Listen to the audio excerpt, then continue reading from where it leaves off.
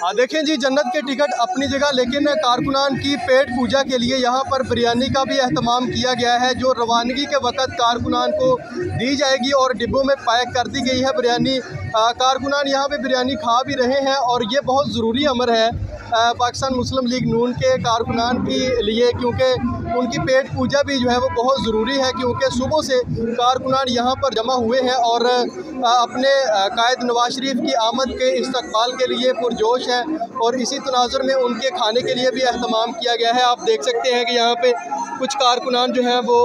खाने में मसरूफ़ भी हैं। अभी रवानगी में कुछ वक्त बाकी है, लेकिन रवानगी से कबल पेट पूजा बहुत ज़रूरी है, इसलिए कारकुनान ने ज़रूरी ये समझा कि जाने से पहले कुछ ना कुछ खाया जाए। तो ये बहुत अच्छी बात है कि पाकिस्तान मुस्लिम लीग नून की क़यादत की जानिब से यहाँ पर बिरयानी का अहतमाम किया गया है, ख़ास तौर पर उनके कारकुनान के लिए, ताकि उनको किसी किस्म की भूख का सामना ना करना पड़े और किसी किस्म की परेशानी का सामना ना करना पड़े। जी